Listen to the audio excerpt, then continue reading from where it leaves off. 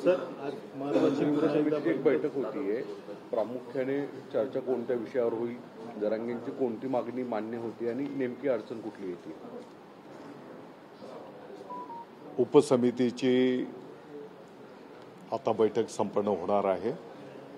मला वाटतं की माननीय उपसमितीचे अध्यक्ष महोदय विखे पाटील साहेब या संदर्भामध्ये चर्चा झाल्याच्या नंतर आपल्याला माहिती त्या ठिकाणी देतील।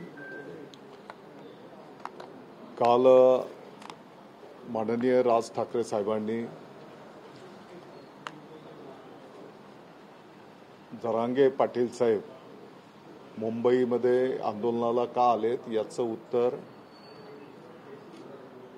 माननीय एकनाथ शिंदे साहेबांनी द्यावं किंवा त्यांना तो प्रश्न तुम्ही विचारावा, ते त्याचं उत्तर देऊ शकते असं जे काही विधान केलेलं आहे। आपल्या सर्वांना माहिती आहे की तत्कालीन मुख्यमंत्री महोदय देवेंद्रजी फडणवीस साहेबांनी मराठा समाजाच्यासाठी 16% आरक्षण निर्णय केलेला होता। दुर्दैवाने नंतरच्या महाविकास आघाडीच्या काळामध्ये माननीय न्यायालयामध्ये तो निर्णय रद्दबातल झाला आणि मग त्या काळामध्ये माननीय जरांगे पाटील साहेबांनी जे काही आंदोलन केलं होतं त्या आंदोलनाच्या पार्श्वभूमीवर तत्कालीन मुख्यमंत्री महोदय एकनाथजी शिंदे साहेबांनी मराठा समाजाच्यासाठी जे काही शब्द प्रयोग केले होते, जे शब्द दिले होते त्याप्रमाणे 10% मराठा समाजाच्यासाठी आरक्षण देण्यात आलेले आहे। त्याची अंमलबजावणी आताही त्या ठिकाणी प्रगतीपथावर आहे।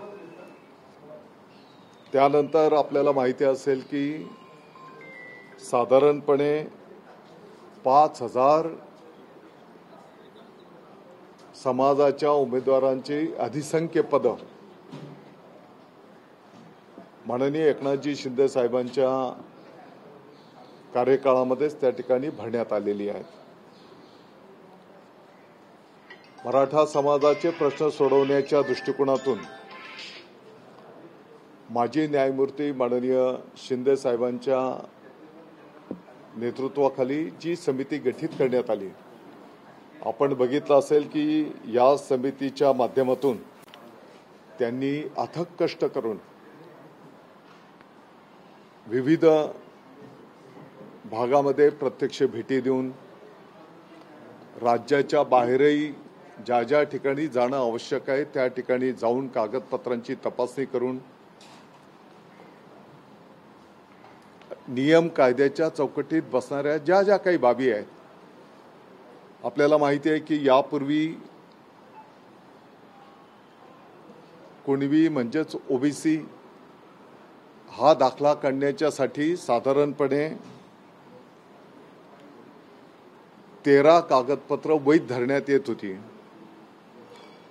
न्यायमूर्ती शिंदे साहेबांच्या समितीच्या माध्यमातून त्यामध्ये आणखी नवीन 10 पुरावे ग्राह्य धरण्याचा निर्णय त्या ठिकाणी करण्यात आला आणि यामुळे लाखो पात्र लोकांना त्याचा लाभ मिळताना आपण पाहतो आहोत आणि त्यामुळे त्याचे दाखले पण संबंधित लोकांना त्या ठिकाणी मिळालेले आहेत। आपण जर बघितलं असेल तर दुसरी एक मागणी माननीय जरांगे पाटील साहेबांची होती की आंदोलन काळामध्ये ज्यांचं दुर्दैवी निधन झालंय त्या लोकांना त्या ठिकाणी मदत मिळाली पाहिजे, त्यांच्या कुटुंबियांना नोकऱ्या मिळाल्या पाहिजे।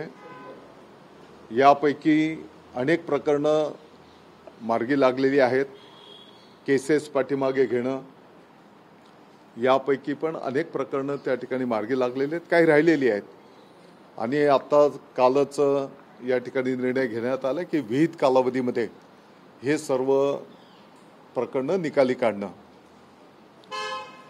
आणि म्हणून या संदर्भामध्ये सुद्धा पाठीमागच्या काळामध्ये अतिशय संवेदनशील पद्धतीने काम करण्यात आलेलं आहे. माननीय अण्णासाहेब पाटील आर्थिक मागास विकास महामंडळाच्या माध्यमातून आपण जर बघितलं असेल तर 10 लाखाची कर्जमर्यादा वाढ करून 15 लाख त्या ठिकाणी करण्यात आली आणि यामुळे लाखो उद्योजक त्या ठिकाणी समाजाचे निर्माण होण्यामध्ये आपण यशस्वी ठरलेलो आहोत. सारथी संस्थेच्याही माध्यमातून साधारणपणे समाजाचा अनेक उमेदवार त्या ठिकाणी MPSC असेल, UPSC असेल, या स्पर्धेच्या माध्यमातून समाजाचा टक्का त्या ठिकाणी वाढताना आपण पाहतो आहोत. आणि म्हणून ही जेवढी कामं करणं शक्य होतं तेवढी कामं त्या ठिकाणी माननीय एकनाथजी शिंदे साहेबांच्या कार्यकाळामध्ये त्या ठिकाणी करण्यात आलेली आहेत. आणि इतरही अनेक लहान मोठे विषय समाजाचे प्रश्न सोडवण्याच्यासाठी त्या काळामध्ये पण आणि आताही त्या ठिकाणी शासन सकारात्मक निर्णय करतो आहे. आणि म्हणून मला वाटतं की या सर्व गोष्टींची समाजाला माहिती आहे. आणि म्हणून कालच्या त्यांच्या स्टेटमेंटमुळे उगाच कोणाच्याही मनामध्ये संभ्रम निर्माण होऊ नये आणि म्हणून काल तुम्ही हा प्रश्न विचारला होता, त्याचं उत्तर या ठिकाणी मी देतो आहे. परवा मुख्यमंत्र्यांनी एक विधान केलं की या आंदोलनामध्ये रिसोर्सेस कोण देते या सगळ्या गोष्टींची माहिती आमच्याकडे आहे. नितेश राणेंनी तेच विधान केलं, काल संजय राऊतांनी तेच विधान केलं आणि राज ठाकरेंचं पण तेच विधान आलं. नेमका रोख कुणाकडे, कोण रिसोर्सेस पुरवते असं वाटतं? याची माहिती माननीय मुख्यमंत्री महोदयांकडे आहे ना. आणि मग जे कोण असतील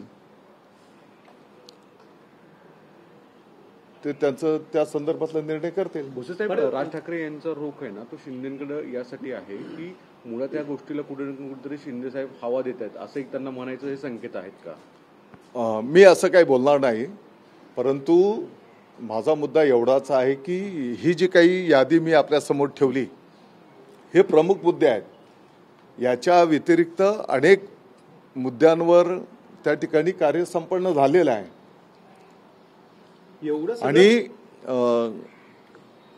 आणि ही सर्व गोष्टींची जाणीव समाजाला पण आहे. प्रत्यक्ष जे काही कामकाज झालेलं आहे ते समाजापर्यंत पोहोचलेलं आहे.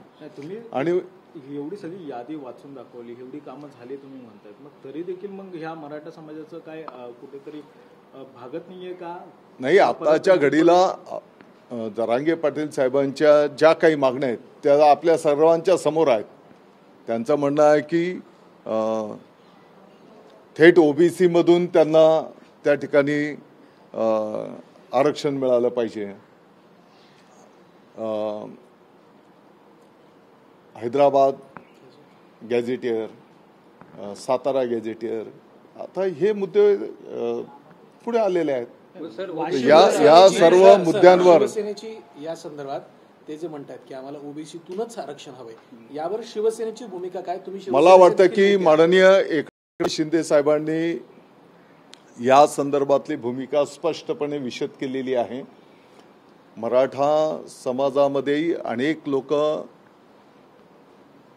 त्यांची आर्थिक परिस्थिती असेल, सामाजिक परिस्थिती असेल, शैक्षणिक परिस्थिती असेल, मागासलेली आहे.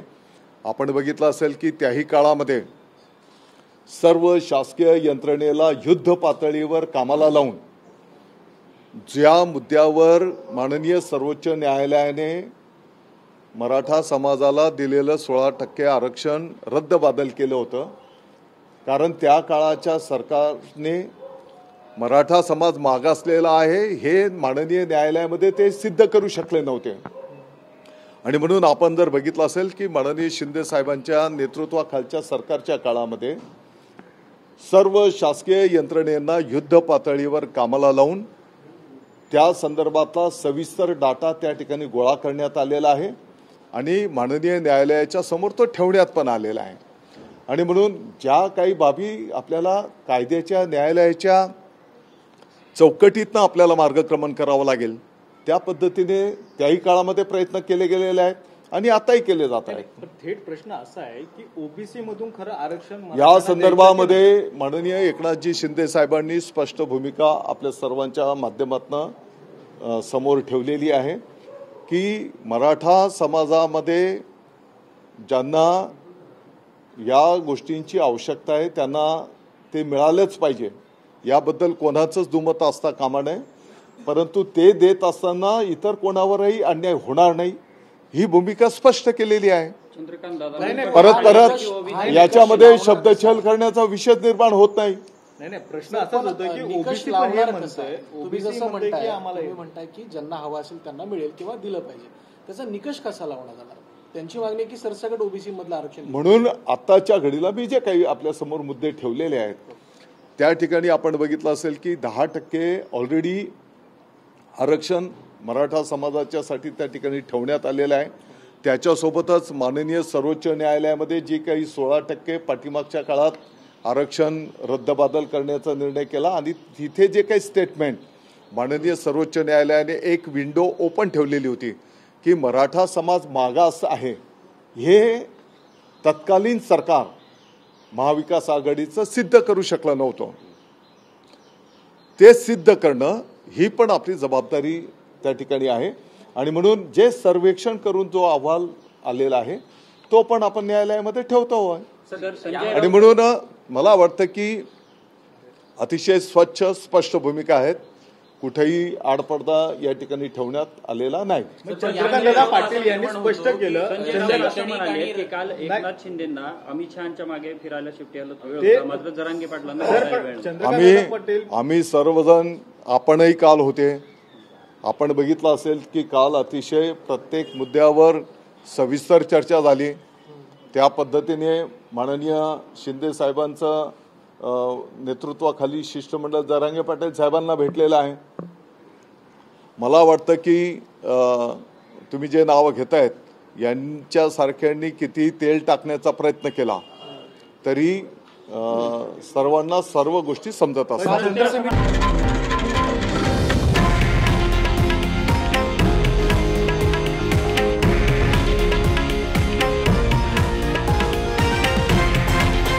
हे आहे देशातील नंबर 1 न्यूज नेटवर्क आणि आपण पाहत आहात TV9 मराठी, एकमेव.